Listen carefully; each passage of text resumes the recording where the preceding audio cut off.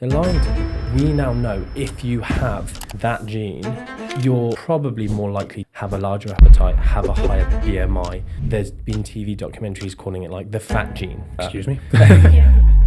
Today we have with us the one and only MacDonald, CEO and founder of the Mac Nutrition Collective. Nutrition programming based on genetics is like such an alluring feature. This will make adherence easier for you based on your DNA. That's the dream. But it's the use of that data where everything just falls down. Research is that inconclusive. It genuinely that inconclusive. Zoe and the blood glucose thing feels like it's making us become carb phobic. That feels like a real step backwards. So many things just go in cycles. There's trends, like it's low fat, then it's low carb, then it's low fat. But they have literally just published a paper, which I'm pretty sure it's who said this. He said, for some people, ice cream actually might be better for weight loss. And I was like, you absolute freaking clown. Hi, I'm Jamie. And I'm Stacey. And this is the BodySmartPodcast. And today we have with us the one and only MacDonald, CEO and founder of the Mac Nutrition Collective, which promotes evidence-based nutrition, education, mentoring and consultancy. So amazing to have you here today. Thank you very much for having me. Yeah, we know you have got a wealth of knowledge. You're a lecturer and you've got all of the sciencey stuff, but the reason we wanted to get you on the podcast is you actually care about helping people and helping them apply that knowledge. Easier said than done. So on that note, we are going to be cutting the BS on some of the trends in the nutrition space today. Yeah. What people really want to know is, are these things worth listening to, or should they just ignore all those ads on their feed? And we're also going to be breaking down the best way to tackle a big weight loss goal. So first up, let's get into the juicy stuff. Cool. Can we cut some BS on all this personalised nutrition hype that's going on at the moment? Yes. It's a big bugbear for me at the minute. So personalised nutrition, also, some people use the term precision nutrition within the kind of academic space.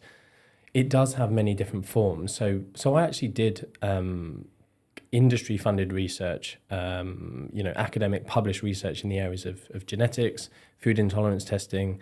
I haven't done anything, which is annoying that I don't have this I've done this, so I know what I'm talking about. But I've never done anything on continuous blood glucose monitoring or kind of gut microbiota research. But because that's the foundation of this Zoe thing, isn't it? Zoe's which one of my mum's been banging on about. Really? Yeah. There's lots of them now. That's probably the one that I get the most adverts for. Mm-hmm. It's very UK based though, isn't it? Yeah. But there's lots of companies now jumping on this bandwagon because it's a big thing. It's being talked about. Certain people are making enough noise that the sort of even mid-range players can even just jump into, maybe offer a different price point, just make money at the expense of other people. And so it's always been a bugbear of mine because nutrition programming based on genetics is like such an alluring feature. So people ask me, can we actually, test someone's DNA? And the fact is we can. Like we can, it's kind of amazing that we have been able to do that. But it's the use of that data where everything just falls down. So my research that was published in the Journal of Experimental Physiology was more looking at certain, it's called the angiotensin converting enzyme gene, and the polymorphisms of that. Excuse me? Can you break that down for the audience, please? Yeah, it's just one of the genes that has been coded. So there's one that's quite popular called the FTO gene, which is, there's been TV documentaries calling it like the fat gene. Right. And it's probably one of the only genes where there's been enough data. We're talking hundreds of thousands of data points where we now know if you have that gene, you're probably, and it's not definitely, which is why there creates some controversy, probably more likely to have a larger appetite, have a higher BMI, or I'm sure your listeners, you've probably talked about some of the limitations of BMI, but as a broad spectrum tool of body weight and maybe body fatness. So that's the FTO gene, but there's all these other genes which these companies are going, you've got this gene, you've got this gene. It's been remotely linked to this certain strength was the ACE gene. And all these other ones about nutrient absorption or whatever, or risk of certain diseases. But they are literally, when you look at hundreds of thousands of people, it's like, slightly more of this person. But on an individual testing basis, they are utterly meaningless. So then, we come back to something that's even more unknown, like the gut microbiota. And even the people selling these things, I haven't done this because I've just been too busy, but they'll literally say on a podcast like this, in this setup, being into it, they'll go, there's so much we don't know, for every food, these changes in our gut microbiota, there's tens of thousands of bioactive components we don't know. And then on another podcast, they're going, we test, send us your... Are you allowed to swear on this podcast? Go wild. Well, they don't actually swear. They send us a fecal sample. We're just like, send me your poo in a pot. It's like, I make these slightly mean jokes like, have they just got this fetish that just because they're not doing any good for anyone? Yeah. And we'll test it and we'll tell you what foods to eat. Yeah. But they literally they admit that we know nothing. We haven't even scraped the surface. Such a new area of research in the grand scheme of things, isn't it? Exactly. It's the bigger issue, not with this, is, you're still talking like, this gene may have an impact and it may mean you're more overweight, have a bigger appetite. But the second you just give somebody that label, you just allow them to start having a victim mentality. Like that is the bigger issue, is like, well, I am this way because of X, instead of like, okay, that makes it slightly more difficult, like the way having polycystic ovaries might be. But it doesn't mean that you can't get in great shape. Or even worse, it makes people go, well, there's no point me even trying because this is what my DNA is. The thing that I find really interesting is I had actually forgotten about this till we started this conversation. This was around when I was like struggling with my weight and stuff, probably like 8 years ago. And I was like, oh, DNA testing. It's going to tell me like if I should eat more carbs or I should eat more fats. And it's still going. Like, it's been there the whole time, but it's just having this mad moment at the, like right now, isn't it? And it's because there is good research.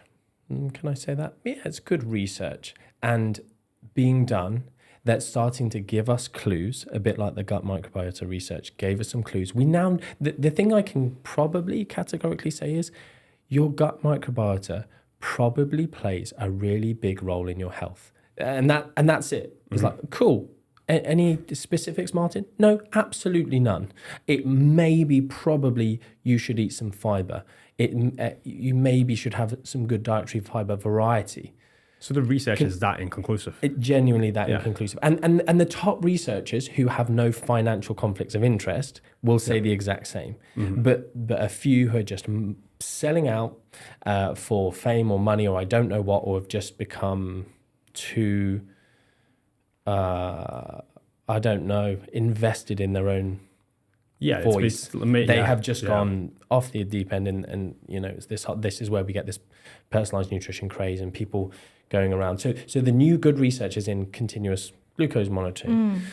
And it's super interesting. And it's this great new biotechnology, which is exciting. Like for scientists, it's exciting. For all of us, it's exciting that maybe one day, like I would love it. That's why I chose to do my research in DNA, because I was like, how cool would it be if you could go, this will make adherence easier for you based on you doing DNA. That's the dream. But we are literally decades. I mean, you never know these days because of this AI. Like the exponential curve is so crazy now. But we used to be at least 20, 30 years away from doing anything. But we're still not there. So it's exciting that we're getting this big data pool. But the thing I would say is, if you buy one into these programs, what you are doing is you are paying someone else to be a data point in their study. You are not paying for them to tell you what to eat and to get better. And they admit this behind closed doors. So there was a recent conference in Paris, and one of the key researchers within these programs essentially said, this is so exciting. And for researchers to have so much data, because it's hard to get subjects. Like, it was the worst thing for me about doing research was just getting people into the lab to do certain things. It's tough. So if you find a way to get people to pay you to do your research and provide these data points, I mean, that they're laughing. So they're excited about the pool of data they can create. The problem is they're lying to people. They're telling you that if you wear this monitor, we'll put it into this algorithm. And this is what they admitted. They admitted, we don't really know what we're putting into the algorithm. We're into this AI. We don't know what it does with it. Like, what an admission in front of dozens and dozens and dozens of your academic peers. Like, people were just like shaking their head in the room, like, what are you, how dare you admit that you do not know what the computer is doing with that information, because it's been created by tech nerds, AI nerds, whatever.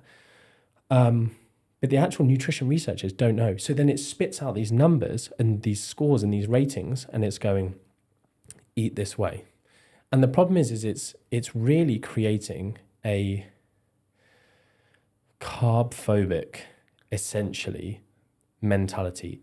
It's the Of same, just like never raise your blood sugar. exactly. Yeah. And so you get different scores, and they're not necessarily demonizing particular foods, but they are going, this food is worse than this food. So Dr. Megan Rossi, I don't know if you're aware of her, but like great, I think she's King's College London. She's called the Gut Health Doctor on Instagram maybe, but does loads of stuff on the gut and some great research. And but she also does a lot of kind of Instagram.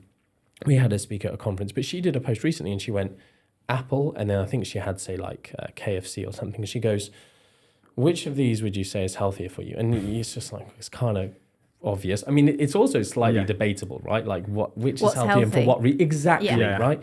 But if we can all just go, one's an apple and one's a deep fried chicken, and we don't fully know what's in it, but whatever. She goes, which of these will affect your blood glucose more? Okay, this one. And basically went on, very simply to just explain, if we get blood glucose centric of like demonizing this thing of like a normal blood glucose response, which you get to loads and loads of like lentils. Like lentils taste like ass, right? Like, and not the good kind of ass. Oh, do you? Okay. Well, that says something about you. I won't go there. But they, or chickpeas, like 100 grams of chickpeas will raise your blood glucose to a level that in these things will be like, oh, risky. You probably should have had a bowl of broccoli before your chickpeas. Like, oh my goodness, if we're demonizing something as lame as chickpeas, lame from a taste perspective. I like this. Jeez, you have got an interesting palate. But these insanely healthful foods, something seriously wrong. Yeah. I think you've got a really good episode on like insulin spikes on your Not Another Nutrition podcast. And I thought what was really interesting in there, you were saying about like protein spikes your glucose, your blood glucose. Yeah, and blood insulin. Yeah. Everything has an impact, and it just because it has an impact doesn't mean it's bad. Yeah, and that's another good point. I'm sorry I keep bringing it back to the gut microbiota stuff, but there's loads of things like weight loss dramatically, significantly impacts your gut microbiota. We don't know whether that's a good thing, whether that's a bad thing, whether that's a neutral thing. It's just a thing. Mm-hmm. We might guess that it's a good thing because it moves someone's gut microbiota from what we typically see in maybe an overweight population to a leaner population, but it doesn't necessarily, because in my opinion, or I've got this hypothesis that I like saying out loud because one day I'll be able to look. Do you know who Gary Vee is? Oh yeah. You know how he got such a cool medium. It a lot, and it's like I said this, and then like 10 years later. 10 years later, I want one day. Like I've got a few of them, but we don't have the clips necessarily. Yeah. But I like saying this out loud that there's something called metabolic adaptation. So as you lose body fat, body weight, your body reacts in a certain way to maybe try and stop you losing weight. We might call this like an evolutionary protective mechanism. Yeah, like a survival mechanism. Exactly. Our appetite goes up to varying degrees based on the individual. Our non-exercise activity, thermogenesis, our metabolism goes down, stuff like that. And our gut microbiota changes. Now, I think there's something called energy harvest. So we taking the energy from food, it varies based on different foods, and loads of these idiots in the personalized nutrition world who are like, oh, calorie counting is rubbish, it's wrong, it's nonsense, and it's like, oh my goodness, like you're such an idiot for saying something so, like, it's not perfect, but it's not nonsense. Like, it's not, you can't say something that has helped so many thousands of people and is our best method. Like, you find something better, then call it nonsense. But you can't just go because it's imperfect, it's nonsense. It's also a very solid principle. Like, it might not be refined, but the principle's good. Yeah. It at least follows the energy balance and so within, my opinion is that or so there's this energy harvest, and so we know that, say, almonds and stuff like this, calorie labels are wrong, and we might harvest 36 or 33% of the less calories than are reported on a label of almonds. But it's like, unless you're an almondarian, like, really, is that completely it's not going to make that much of a difference. Like, you're eating 200 calories, like, what are we talking here, like 50 odd calories. So this energy harvest, I think, and this is based on, I guess, some of my own anecdotal experience, but also what we see is maybe our body's becoming more efficient at harvesting the energy from our food. So if anyone's ever done a bulk or they're a hard gainer, they start over consuming. What happens to their bowel movement frequency? Goes up a lot. The more you eat. There are, sadly, I mean, imagine this being your PhD, but essentially measuring the energy content of feces. So that is, but people do this, and the energy content of your fecal matter changes. And so if you are able to absorb more of that, you're in a worse off situation if you're somebody who wants to lose weight. So I think in years to come, this will be something that will be measured, and we'll be seeing that one of the areas of metabolic adaptation is, do you know what, you lower your calories and actually just start being better at taking the calories from the food that still remains in your diet. So you think you've removed 500, you've only removed 250, whatever. And it does follow, though, just to go on to what you were saying about, increased bowel movements when you increase your food. How many clients have we had who say, oh, I'm really struggling with going to the loo? But yes, they're eating maybe less food. But maybe that's part of it as well. Our body slows everything down because we need to get more out of this little bit of food that we're getting. Let's give it some more time. With your metabolic adaptation as well, and this is one thing that people throw it round, but it's also like not measurable really either. Like for some people, they could go into a deficit and a week later, like severely hungry, maybe their non-exercise has gone down massively. And for other people, it's 6 months and they've been losing weight every week. Yeah. And there's not really a measurable test of how much of a difference that makes person to person either. Yeah, that is really difficult. Whenever we teach this as part of our malnutrition uni course, I will always preface it by saying, so we'll give them like case studies of clients, and I'll say, okay, we're going to assume this person has a 17% metabolic adaptation, and then we'll do the maths of it, and just to get people some understanding of how much of a difference this does make to people. And, if you're saying, oh, my client might be non-adherent, they don't seem to be losing weight, they say they're sticking to it, well, have you taken into account that there can be these changes? And something that I'll always get the question, even though I've prefaced it, saying, so how do we know the metabolic adaptation in the client that in real life? And I'm like, you don't. Like, we know from the research the kind of figures we might see, like a common one thrown around it as a relatively top end common would be, say, 20% metabolic adaptation. But we don't know on a client-to-client basis. And people sometimes, oh, I'm going to go and do some metabolic testing and test my metabolic rate. But it's like, again, you've just got this big issue of, well, how did you take the stairs today? Did you walk? How many steps did you? Like, there's so many dynamic things. And that's what makes it so hard to measure, because you'll also have someone start a new plan and they'll peak in motivation and they'll see results for a couple of weeks, even maybe a month or two, but then that kind of drops off. They feel better. They've been consistent. I've been really good for the last 6 weeks. Maybe I'll just skip that workout. Maybe I won't take the stairs, as you said. So in a coach's perspective, you could be like, or maybe they'll have a metabolic adaptation, or maybe they're just not tracking the food as accurately, or not taking the stairs because they've got a little bit more complacent, which is very normal. That's so me. You've just described me. I'm literally like, oh, I'm going to do X, Y, Z, and then I'll see myself in the mirror and go, oh, looking all right. And then instantly I'm just like, I'll skip a workout. Oh, I'll just have some extra whatever. That's so me. I'm and so me. on that though, on the Zoe and the blood glucose thing, just because you said, if it feels like it's making us become carb phobic, and that feels like a real step backwards, because I feel like there's been the Atkins diet and then the ketogenic diet, and there's been a lot of carb fear for so long. And then I feel like if It Fits Your Macros came along and everyone was like, eat, like, it kind of went too far, to be honest. Like, just like eat whatever you want. Yeah, exactly. But now this again feels like another step backwards of like, Jesus, like if you want to eat an ice cream, it's like, yes, it's going to spike your blood sugar, but like it's not going to kill you or give you like chronic illnesses either. It is a real step back. It's almost, I'm sure you've been around long enough to see that so many things just go in cycles. There's trends, like it's low fat, then it's low carb, then it's low fat. And it's just like, but if we can wrap it up a different way. So we're wrapping it up now in this overly sciencey way of continuous blood glucose monitoring. But all we're then doing is, and this is what everyone is getting from these results. So in the studies, even using this, no matter what your data is that comes from the blood glucose testing and the microbiota testing, everyone's getting the same results, which is eat less processed food, eat more vegetables, eat more like just whole grain type options. So And what we've all been saying the whole time. Exactly. It changes absolutely nothing. And there are there's the research out there even that just basically goes, if we just give someone, and I posted this study recently, which essentially said, like even the wording was so fantastic. It essentially said one group, a randomized control trial, so decent. One group was given a one size fits all. Like when you hear that, you go, oh, like if you advertise that your clients, we give you a one size fits all. Like no one would sign up. It'd be horrendous.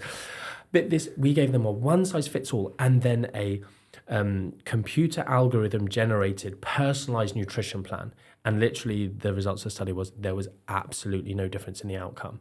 So people are paying all of this money, believing it.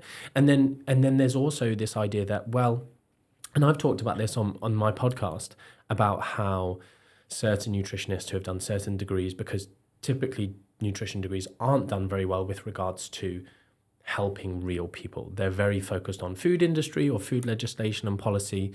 Like one of my nutritionists that I employed, she said the main, she spent 12 weeks learning how sausages were made. And I was like, you spent 30 grand too. And she wanted to be a performance nutritionist. She was like, yeah, we did a whole thing on how sausages were made and, the whole process and the preservatives and everything. And I was like, God, like money well spent. So, I mean, if you want to work in sausage industry, well, great. This is the thing. And that's what I tell people actually is like, deciding between MNU and a degree. It's like, if you do want to work in food industry, if you want to work for Kellogg's or whatever, 100% go and do a degree. But if you want to work with people and help people. And your courses are government certified now. Are they degree level or? Yeah, so the MNU is now a level 5 diploma. So it's the same level as a foundation degree. Okay. It's not a foundation degree, but it's the good thing about it is,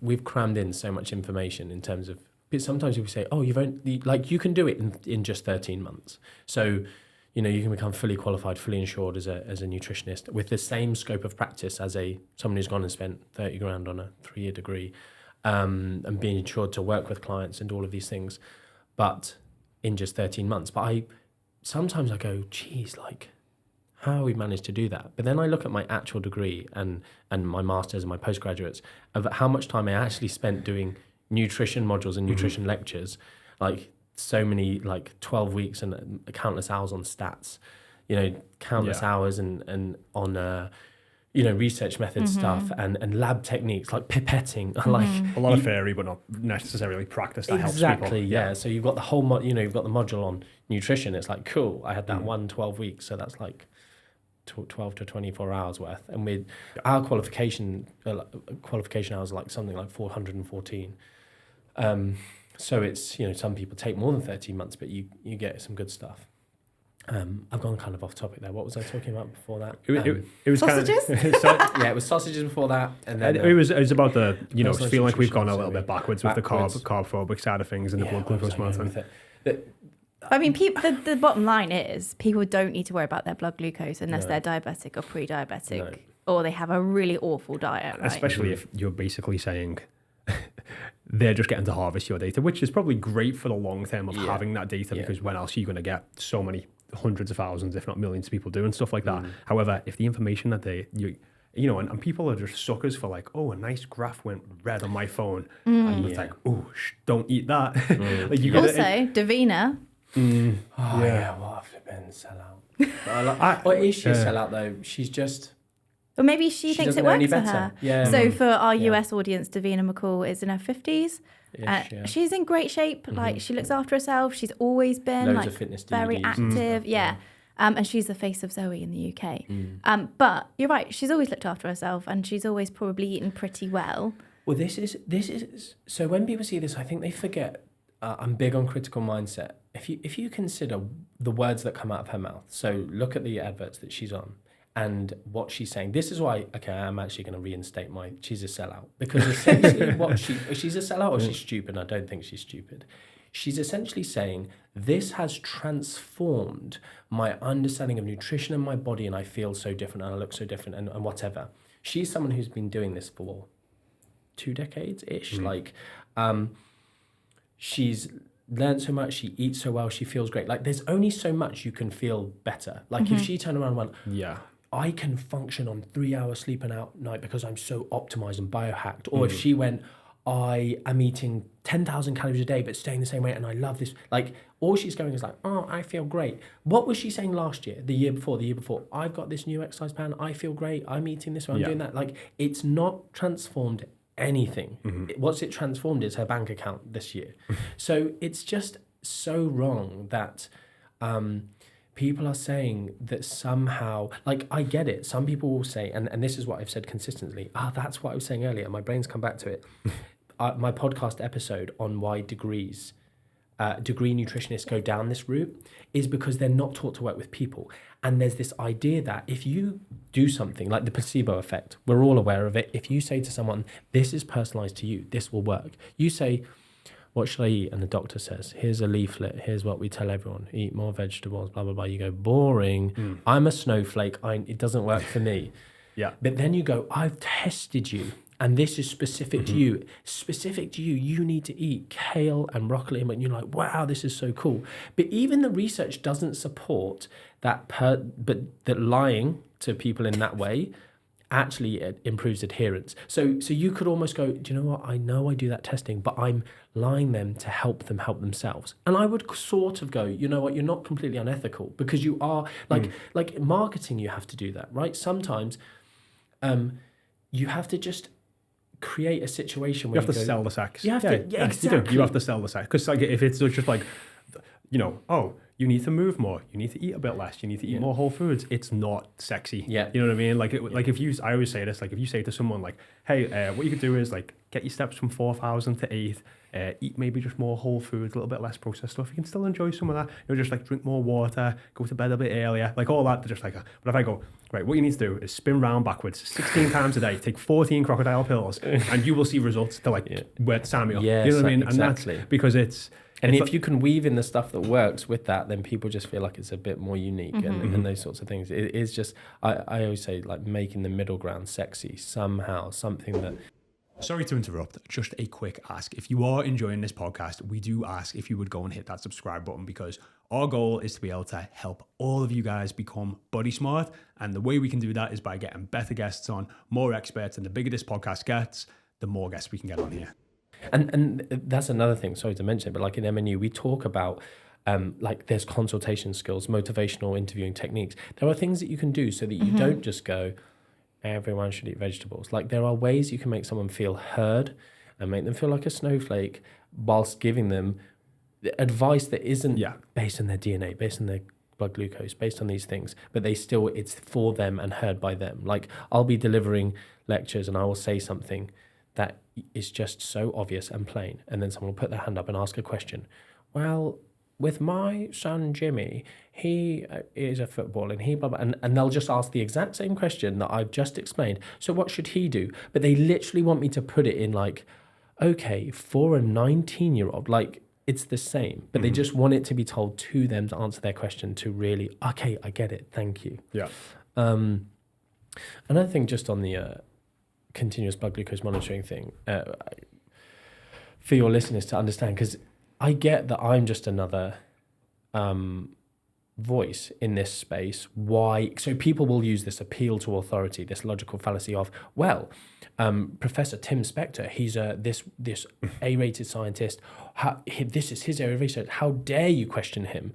It's like his qualifications are irrelevant to the conversation. I'm not saying sometimes people go, oh, Martin, you're not as jacked as him, so he must know more about We were protein. saying about this before, weren't we? It's like a ridiculous thing in the health space of like how in shape you are can Yeah. almost quantify that. Absolute joke. Yeah. So the same thing, qualifications, they are utterly meaningless. Everyone should just argue based on the data. So whenever I criticize these people, it comes back, who are you to say this? He lectured me. He this, he that, he's got this many cited research. I'm like, I don't care. Try and challenge anything I've said that proves that he is talking absolute crap. And they can't. And because all I'm doing, I'm just a messenger of people far more qualified, far more intelligent, far more well-versed than me. I'm just going, here's a paper by Tim's peers, people who are referencing this, and look at what the data says. They don't have conflicts of interest. They're not getting a payday out of saying certain things. And a paper got published fairly recently, and it was actually, I was just on my phone before we logged on because I wanted to just be able to say the name of the first author. I believe it's I know it's Professor Kevin Hall's lab. I don't know if he's the first author, but they have literally just published a paper which is like the death of CGM as far as I'm concerned. So, sorry, can you explain CGM? Continuous glucose monitoring. Right, so these stupid little patches that people stick on their arm, and they did 2 unbelievably cool studies that basically killed the insulin hypothesis, the whole carbs make you fat hypothesis, and their second study was processed versus unprocessed food. And again, it was such another amazing study in terms of there were so many controls within the study that, I mean, it blew my mind because they basically controlled for, both of these are metabolic board studies, so like mega big bucks expensive to, you control everything. You're basically locking people up and telling them what them to. Yeah, it's so very hard to do with nutrition. Yeah, very hard. So hard. Yeah. And they controlled for protein, fiber, all the macronutrients, salt. They even like rating of palatability. So the processed and unprocessed were rated as the same rating of palatability. So it was like the difference between maybe a fast food burger, but then they just had like, an actual steak with some, very, very unprocessed kind of grain based on the side. And so everything was matched. And they still found that people were gaining body fat and eating more calories on the a highly ultra processed food diet. And so it led to lots of understanding of that. For instance, the speed of the ability to eat the food really impacted this thing. There was some liquid calories within the more processed, and kind of everyone seems to be on the same page with regards to liquid calories, especially kind of sugar sweetened beverages and stuff like that. If you're someone who maybe wants to lose body fat or struggles with your weight kind of maintenance, they're probably not a good option. So anyway, these 2 epic studies, within their studies, they used this continuous glucose monitoring as kind of just a measure to measure stuff. Cool. So they've gone back and taken like so many data points, and not just these crappy Zoe data points where you just got some random person doing the study themselves, telling you that they ate those foods and logging an app, and you're just using this as all of your data. Like, that's a big flaw in what they're doing. This is, we sat someone down, we put the exact meal in front of them. If they left a crumb, we weighed that. We know exactly what they did. And they also provided the exact same meals. The other cool thing about this study is studies don't often do this. They did a whole photo, recipe menu of all the meals people ate. So you can like literally go and look. It's like, I know it's a bit geeky, but being able to actually see this is how the study was conducted. Those are the exact meals, all of the branded foods, everything. It's just cool. So they've gone back and looked at that data, and they've published it, and it just shows that one of the premises of this whole monitoring your blood glucose, because one thing you said earlier, actually, Jamie, about some of this stuff, that testing a negative effect. One thing that is happening that is really, really bad out of this year, it's kind of the stuff you said about the fear and stuff.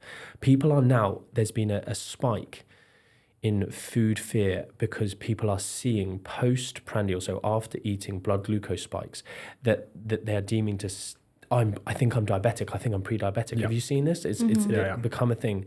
And you don't need to worry about what like is happening in that moment after.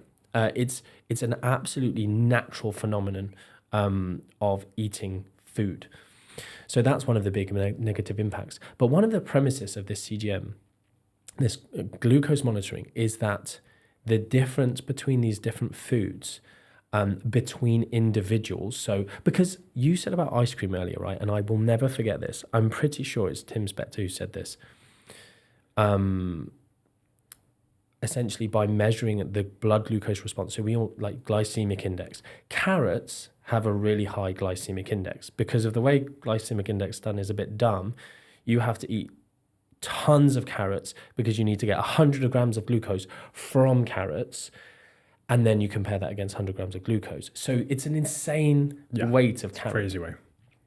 But then something like ice cream, which also is then combined with some fat, will because of what's called gastric emptying, the rate that we are emptying the glucose from our stomach, because it's calorie limited. So if you put anything with carbs,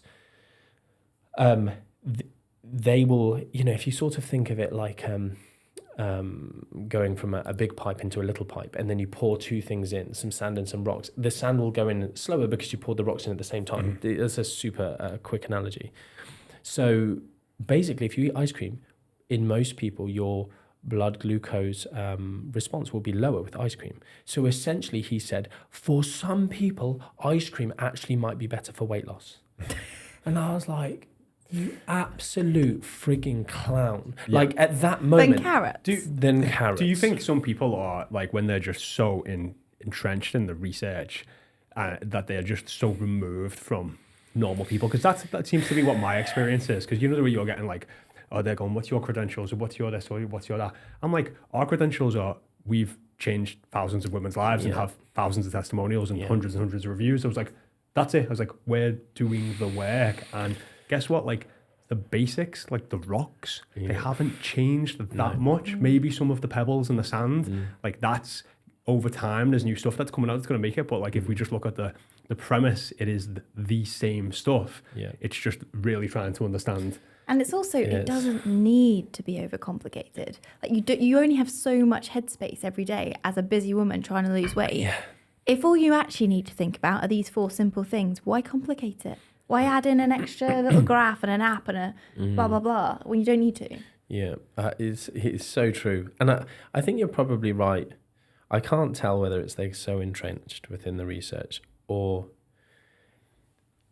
they just like the sound of their own voice and just...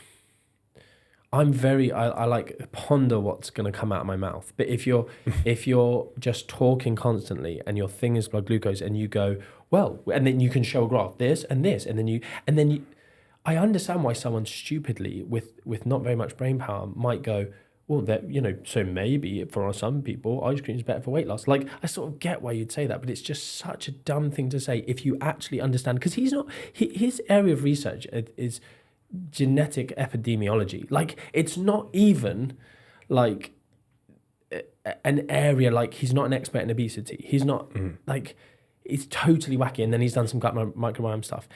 He's not someone who's done really good work within even an area you might go, do you know what, he like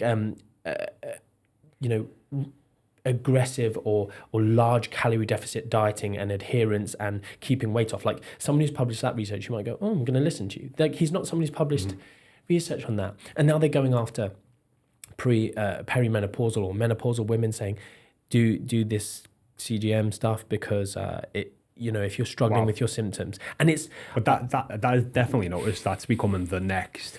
It seems to be, in my eyes, the next money grab, menopause. Yeah. Oh, like, so right. I'm just seeing all these brands and so-called experts popping up like, oh, are you going through perimenopause? Are you going through menopause? And it's like, it's very...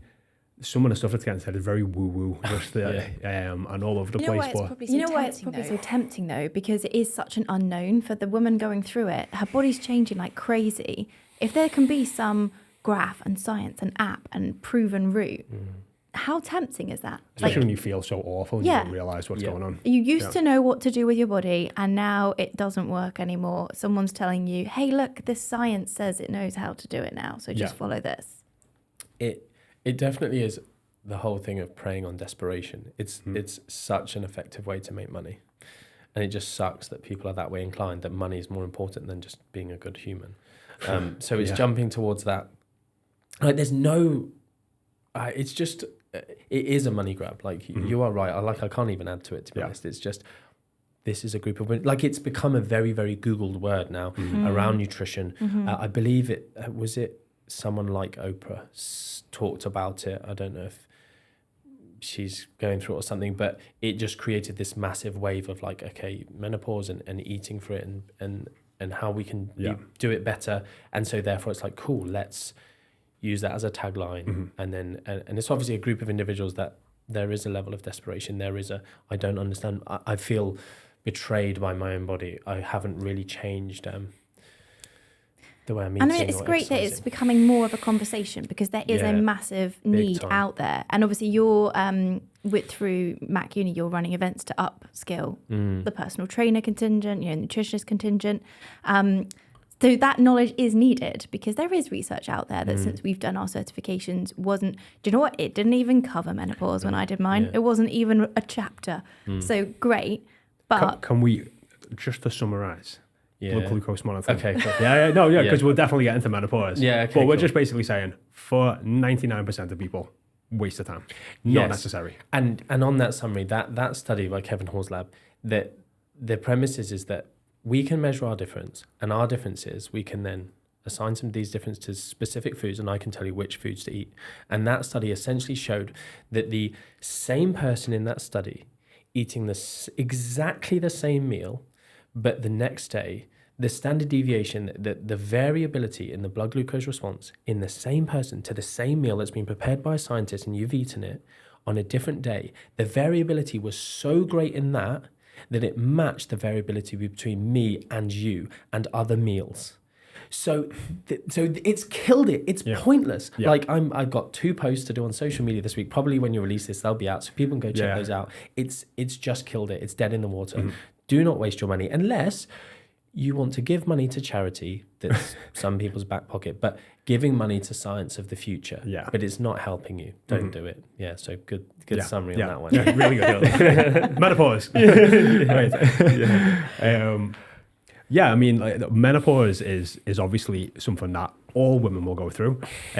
Just the way, and I always like to bring this up on the podcast, just like the way all men will go through, men will have a male menopause, which I think is probably going to be the next money grab to come, and it kind of is in America. Like it's already trending, isn't it? TRT is huge in the States. It's not so big in the UK, but it's the wave is coming. Yeah. But when it comes to perimenopause and menopause, it's like that untapped market of, well, it's the change, or we don't talk about it, or it's this. And a lot of women, do start to go through it and can have symptoms of perimenopause 7-8 years, maybe 7 or 8 years, sometimes even longer. So they're just like, they don't really know. It's like, oh, I've had a bad night's sleep, or I'm feeling like this, or is it that?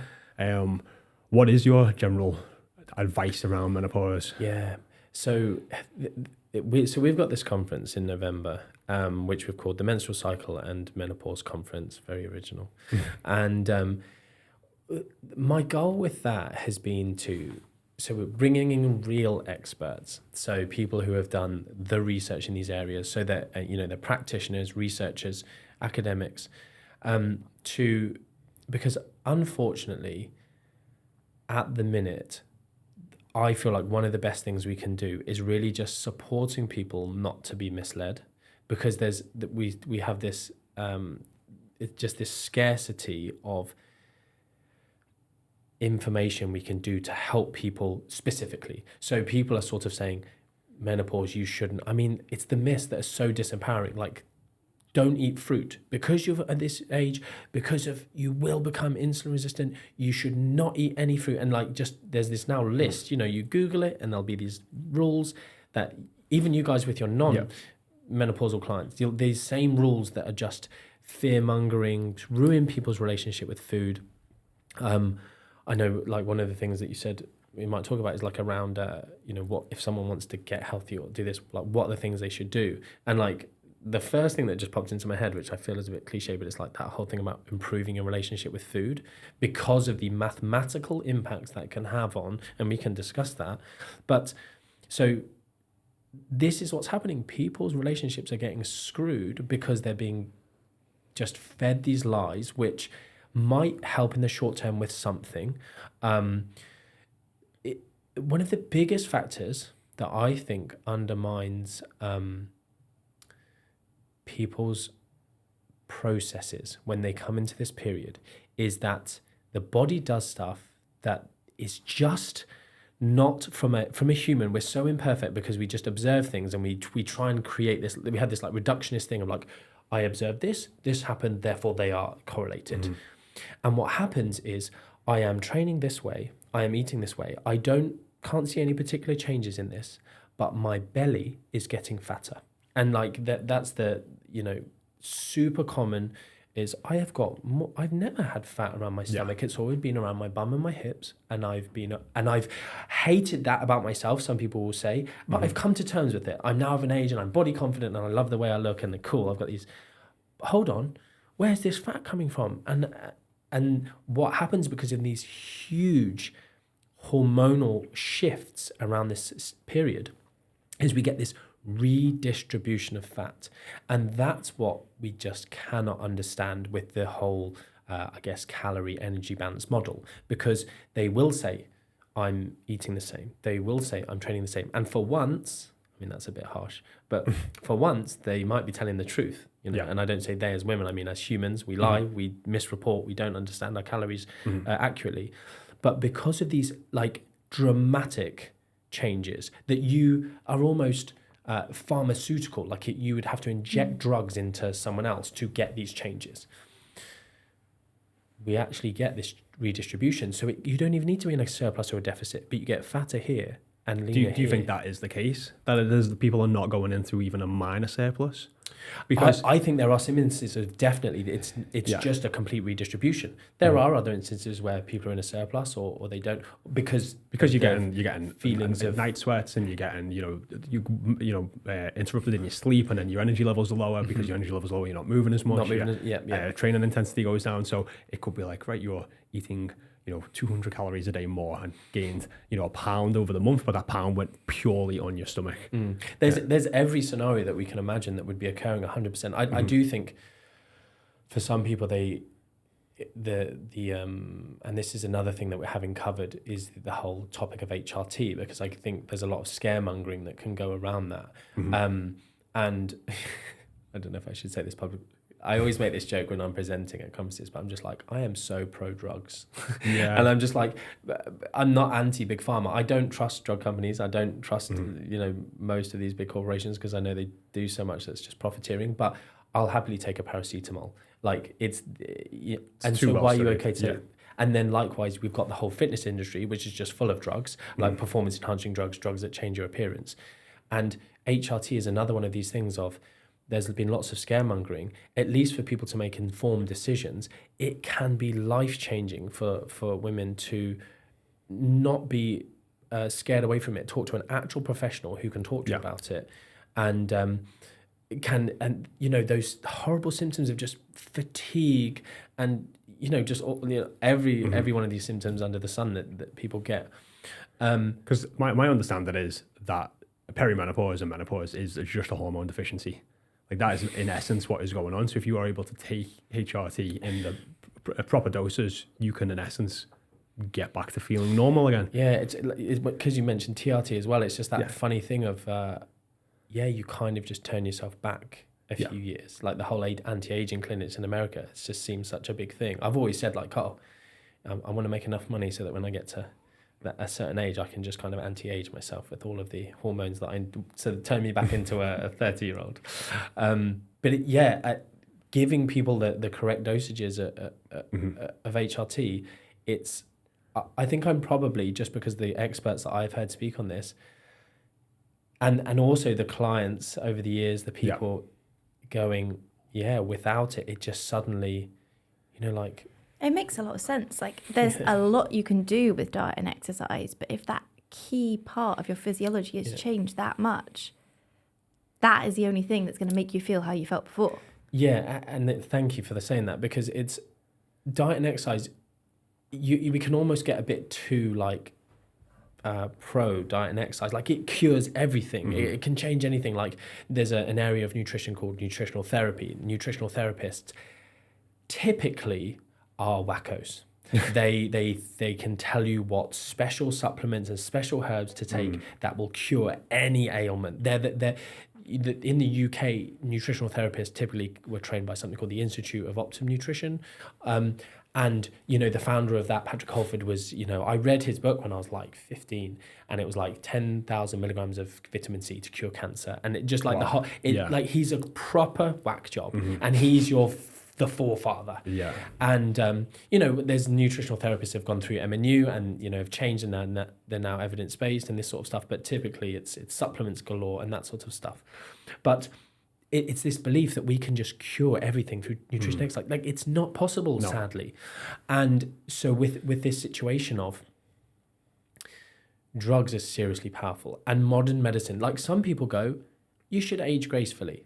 Cool, like 100%. Like I'm someone who's just like live and let live. If you want to, but I don't want to age gracefully. And there's lots of people out there who'll go, I want to go out with a bang. Like I want to just be feeling young and great for as long as possible. So, I made a joke when I was doing just a little bit of perimenopause. I was delivering a lecture and I just sort of drop in vaginal dryness because everyone just sort of goes, oh, he's really going to go there. And it's just like that thing of like libido is such a big thing. It's like, what's how much of your life are you going to, do you want to sacrifice? Because, they are some of the things that are taboo and not spoken about. Yeah. But like, do you really want to sacrifice that? Like, is that, and it's, I think the difficult part, and it's the same with how much you struggle with losing weight, how much you struggle getting in shape. It's just relative to the person. So someone could go through perimenopause and menopause and they could just deal with it. They could be okay. It might be not great, but they might be. But someone could go through and it could be hell. Yeah. It could be the worst thing ever. It could affect their sex life, their relationship, their personal life, professional life, everything. And it's like, so it's just varying degrees, and it's no judgment for what the choices people decide to take. But I'm in that sense, pro drug, pro supplement, as well as being pro nutrition, pro health, pro all of those side of things. Because for me, I want to have a high quality of life when I'm sure you feel the same, but like when I'm like 60, 70, 80, I still want to be able to run around, kick a ball, lift weights, But also let's just not forget that menopause isn't 60, 70, 80. Like, oh no. Imagine feeling I'm now this fatigued, tired, unsexy person and I'm 40. Yeah, or having it's terrifying, but that's like a few years away from me. Or having a hysterectomy and... Yeah. So, if there are things that you can almost have like a buffet of, right, I'm going to improve my diet, I'm going to do this, I'm going to do that, I'm going to take some HRT, why wouldn't you? Mm-hmm. But sometimes doing all of those things, the training, the nutrition, can all just feel like so much of a weight, can feel so hard that sometimes people have to take HRT to feel okay, to then it creates a positive feedback loop. In that sense. Feeling yourself in that sense. And I think it's that thing is within nutrition and exercise research and what we see the beneficial effects are. So, for instance, mental health is another one in terms of like the benefits we might see with diet and exercise. But the benefits really are just across the board. They're not necessarily specific to menopause. They're not specific to mental health. They are just these things that no matter where you are, whether you are with or without HRT, where your kind of neurotransmitters are working or, you're medicated or not, exercise will always make you feel better, wherever you are on that continuum of your current feeling.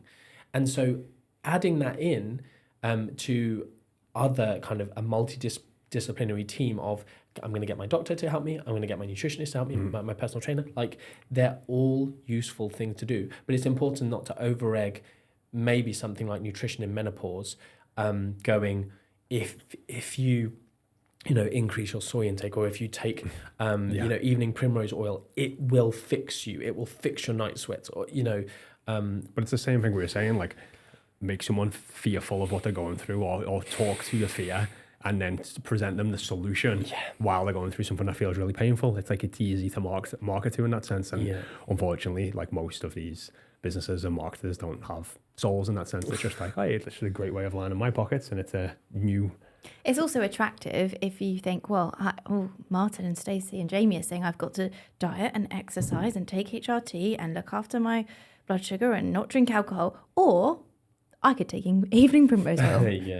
Think I'll do that, please. Yeah, that's certainly a big factor in people do want the quick route, don't they? And I think, not to jump back to it, but some of those testing things, it's like, it must be something else. There must be an easier way. That like, I've tried diet and exercise, it hasn't worked. There must be something. Oh, that's 100% why I was looking at the DNA thing in like 2015, because I was like, I must be broken. There must be something up with my DNA, and if I just get this test, it will tell me to eat sweet potato for breakfast, and that will be the thing.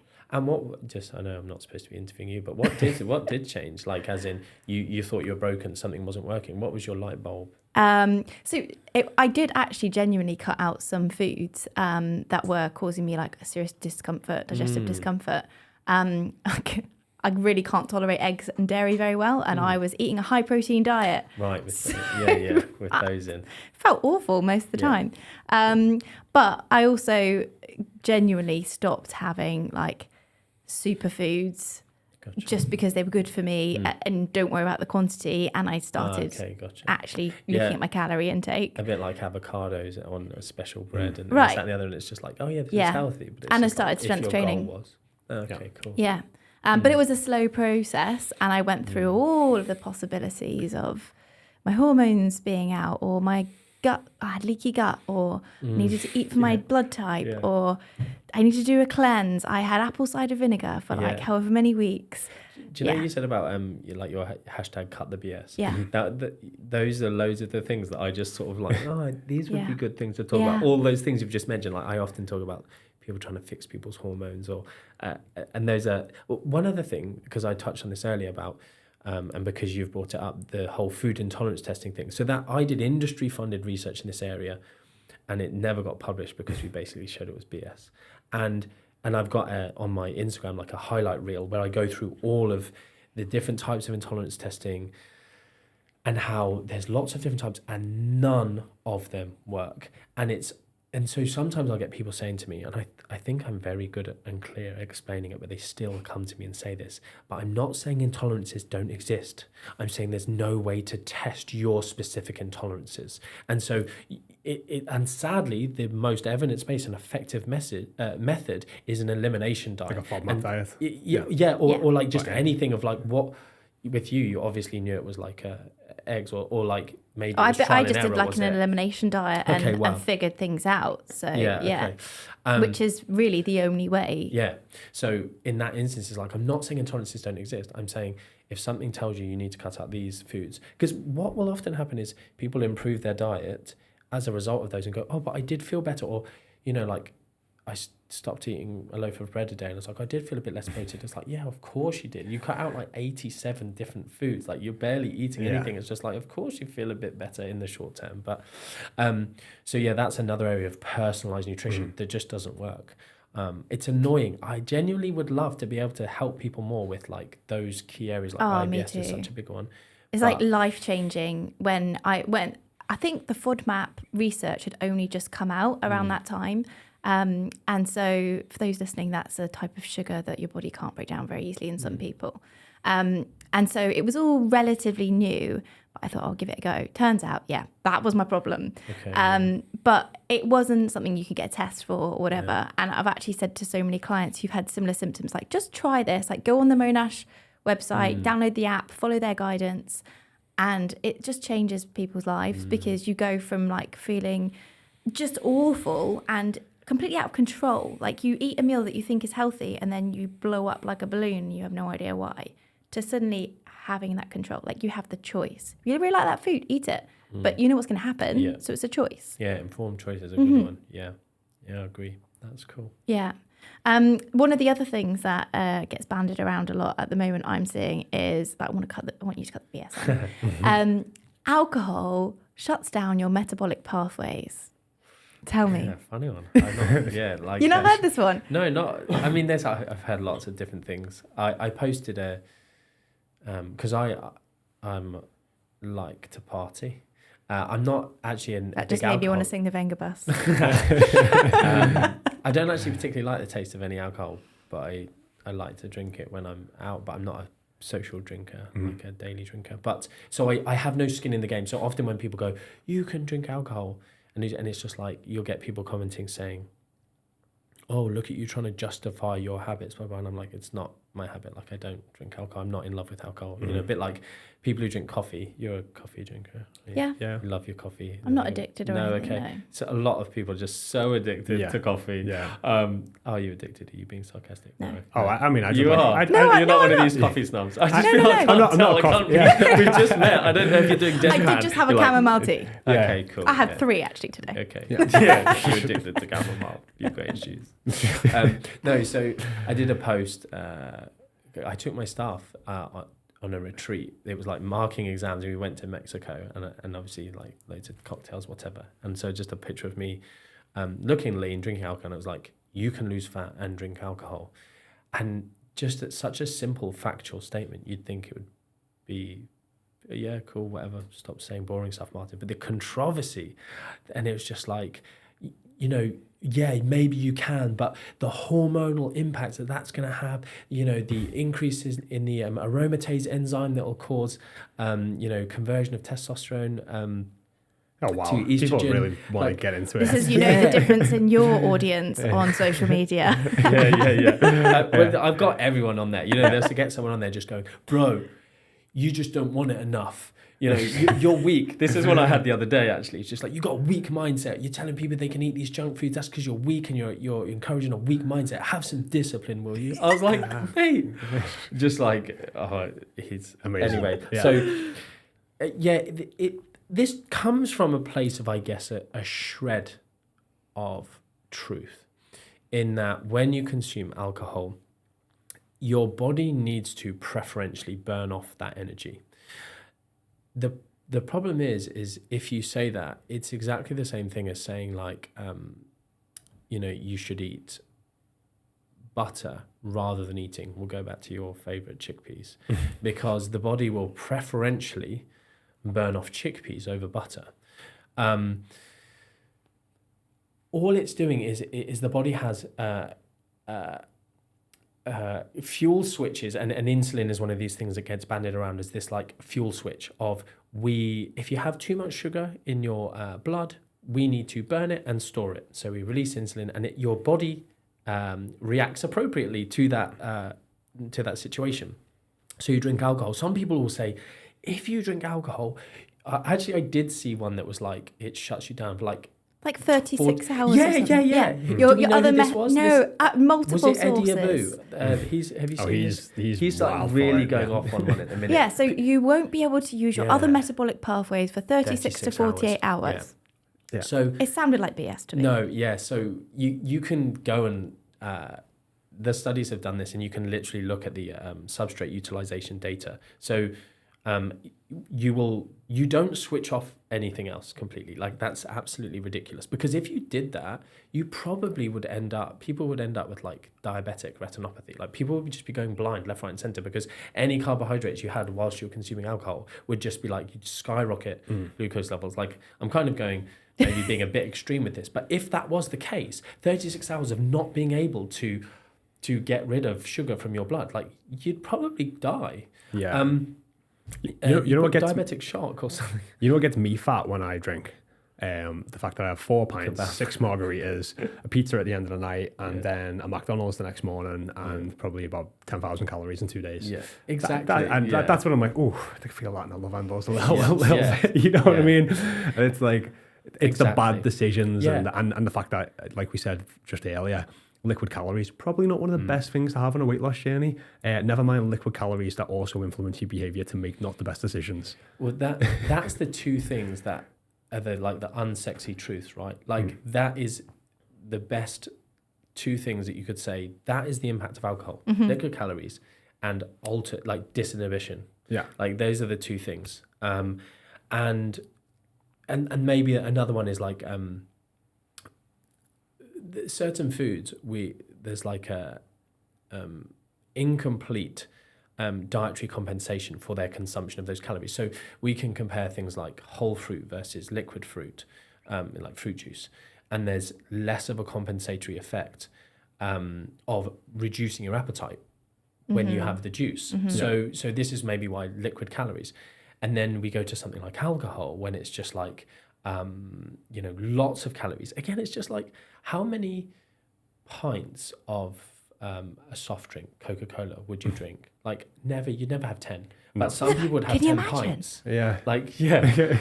But people will drink 10 pints of I mean, not me, I think. Yeah. It's disgusting. But even for a still, like start, people but, will drink a lot of cocktails a and they're lot. just Oh, yeah. full Or of even sugar, just full of gin. alcohol. Yeah.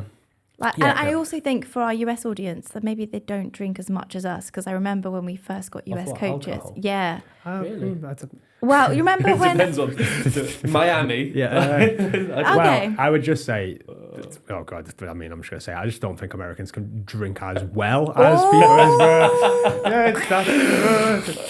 Yeah, yeah. But you know, when I'm there we go. Flipping heck, I'm going to get some like drinking challenges now, and I'm just not into that. But typically, we've put it out there now. yeah. Well, I actually, so I don't seem to suffer from hangovers. And I did my world tour in 2019. And it's just this superpower. Like I've never been a big drinker, so you'd think I'd be a lightweight.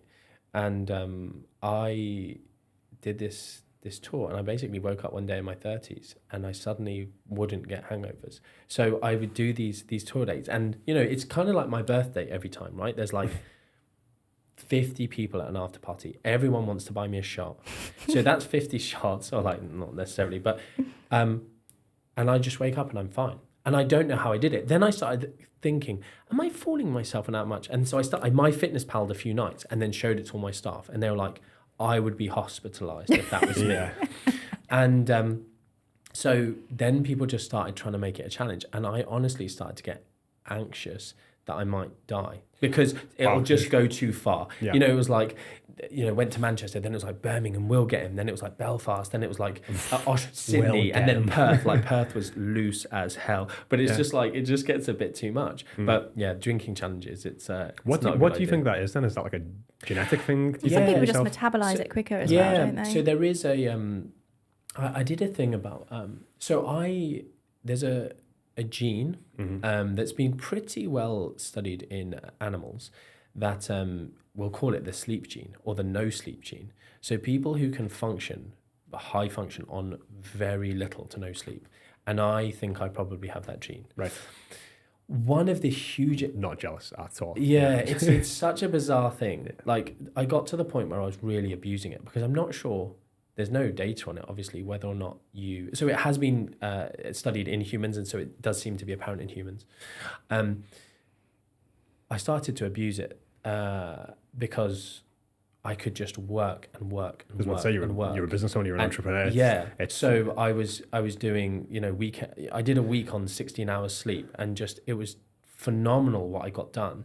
But then there's this whole thing of like, sleep is so important, probably, but maybe it's not important for me. But I'm just like, I don't want to age quicker just because I'm achieving a bit more in the short term. Like I'm very much the proponent of the sort of ideology of enjoy the process. Like the end goal is never cool. Like it's boring. When you achieve something, it's boring. It was the process you should fall in love with. So I'm like, I don't need to achieve everything by tomorrow. So maybe I'll start sleeping a bit more. But so one of the things with hangovers is sleep is such a huge, like alcohol helps you get to sleep, but the actual quality in the REM sleep is screwed. So you feel like crap. The second part is dehydration. I live my life in a constantly dehydrated state. I'm so bad at drinking. I don't like the taste of water. Like I've got water here, but it's just to sort of sip on it tastes gross. I have to just drink squash and like monsters. Really? I just do not do water really. But I'm also just poor. Like my thirst doesn't really switch on. Then there's research now, which actually was done by my friend. I don't know if he's a professor now, but Lewis James, and they showed that you could actually get better. And so this is performance nutrition for athletes, but essentially you can train yourself to perform better in a dehydrated state. So you can train yourself to be better at being dehydrated and functioning well. And so I live like a camel, let's call it. And so I then drink alcohol, and it's like, oh, cool, you're dehydrated. This is normal. So I can do without sleep. I can do without water. And then the other thing is just, I guess, people feeling sick and stuff, and like that just for whatever reason I don't really feel sick, and I don't get the headaches probably because I'm always dehydrated, so that's not having that. So for me, it's probably the only other thing then is formaldehyde is the sort of toxin that people talk about, and then I think you mentioned this about sort of processing that. Maybe then I have something good there as well. But I haven't had this my whole life, so I don't know what has That's happened. interesting. Or maybe it was that training you did on the dehydration front. Yeah, just doing that. But anyway, I mean, so that would be amazing, though. Like, because there's all that stuff with like CRISPR and genetic editing in the future. Imagine they could take that'd be like the ultimate party gene, wouldn't it? You know what I mean? You could just. it's probably not good though. No, it wouldn't, because people would don't- just go on benders for days. It just- I mean, At least yeah, you've got like a that has natural happened. limitation. That was Perth. Yeah, that was Perth. Yeah. But going back to your question about fat loss and that sort of stuff, it is just The calories and behavior. It's the behavior. Yeah. And people, when you get this thing about, how much do you drink? And, if someone said, I'm drinking a litre of Coca-Cola every night, they probably question that. But when someone goes, I'm having a couple of pints a night, we've had clients going, Sarah, our head of nutrition at Mac Nutrition, she had one client who was like, I'll probably, in the week, I'll maybe have, maybe a bottle of wine in the evening and, on weekdays. And then at the weekend, I'll really drink. And I'm like, a bottle of wine a night. To herself. Himself. Oh. Yeah. Yeah. To himself. It's three Every night. three large glasses. People 3 large glasses of wine is a bottle. Yeah. So it's. And it's just like, oh, that's nothing, is it? And I'm like, a bottle of wine. And then, but then it was the whole thing of, and then I really drink on the weekends. And I'm like, what? And so anyway, in that instance, she actually had some really good therapy, counseling based discussions with him of maybe actually there was something more. It wasn't just his health and his nutrition. Maybe there was some sort of substance issue there, and she changed his life. But people will easily count the calories of that and the behaviors and the disinhibition. Yeah. It's phenomenal. And even switching that. So when I worked in professional football, honestly, the first couple of seasons, my entire job was just trying to encourage them not to drink pints and just to drink clear spirits with diet mixers. Like that was it. Yeah. And I had situations. I had one, I remember, midfielder, and he came in and he was like, Marty, he was like, I took your advice, and I was like, he's like, I wasn't drinking pints. I was like, oh, what did you have? And he was like, I changed everything for a cranberry and vodka. And I was like, oh, okay. And then, again, this is somebody typically struggle with body composition and stuff. And I was like, yeah, I should have been more clear. And so, it's that whole thing of, a simple change. If you want to drink, you don't have to cut it out, but you do just have to realize there are calories in alcohol. It's not this magical, stupid thing of it shuts down your metabolic pathways, but it is just calories and disinhibition. And it's very easy. That first glass of wine will feel a bit good. Oh, should we have a second? They'll go on then. Yeah. That's the key, though, isn't it? Because someone will plan in, I've got enough calories for a glass of wine, have a glass of wine. And after that glass of wine, the disinhibition's like, well, what's another glass of wine? I've had a good day. I've had a good week. Yeah. And then 2 glasses of wine in, should we just have a little packet of buttons? Yeah. And there's 500-600 calories, if that. If you turn to a takeaway or something more, there's 1,500, and it's quickly right. But alcohol, I think we can all agree, is not the devil. No, and it doesn't need to be off the cards. No, you can absolutely categorically have it within a fat loss phase, and I do think if it cannot be a centerpiece of your nutrition life, it's really helpful. It's really helpful if it's not, can I fit into my nutrition program a glass of wine every night? You can, but it's just going to make everything harder. Yeah. What's the point? Especially when you're trying to lose weight. Yeah. Yeah. And also, if we look at healthful habits, is that something you want to continue for the rest of your life, having a glass of wine every night? Yeah. I just literally was saying to one of my partners, she said, do you, she was at a wine tasting. She said, I've never asked you, do you like wine?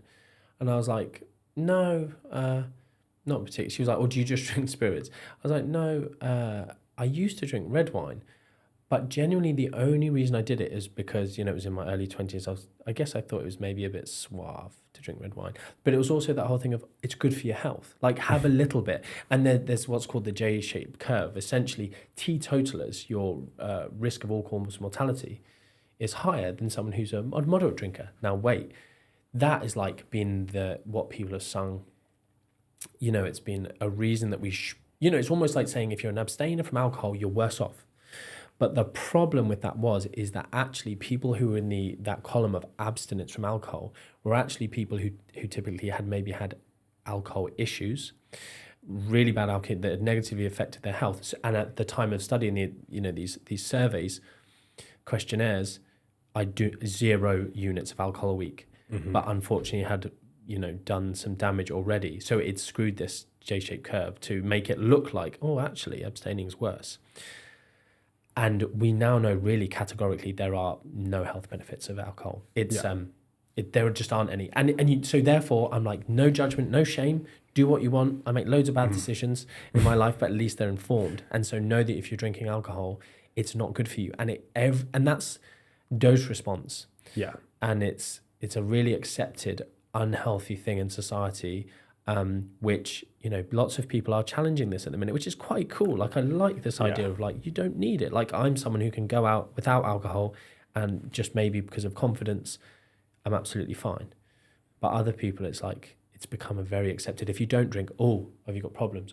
It's like, no, I think it's becoming a lot more normalised though. So you go places and they have a selection of alcohol-free options now, whereas even 2 years ago that wasn't a thing. No. But it is weird that you'll go to the airport at 6 o'clock in the morning and there'll be people sat there having a pint. Because it's holiday, Jamie, it's holiday. Or just because they're going on a plane. Yeah. No, but I mean, like, even just like when people are doing like normal day-to-day travel, and like that's like socially accepted. Yeah. Like if someone was there just like sniffing coke off the table, you'd be a bit like, it's a bit early for that. Yeah, You know what I mean? But and like, that's just a legality thing. It's not like it's it is, so it is strange in that side of things. It's so accepted. Yeah. We could go down a whole different road here, but it is just one of the things that it's on your front there, like a friend sort of said her mum would very much be like, if she came in smashed and she had lost her phone and this, that and the other, her mum would be like, oh, what you like. I almost said her name there, that would have been bad. But if she was doing drugs, that she was completely coherent, she wasn't hungover, she hadn't lost anything, her mum would be like, that's terrible, sort of thing.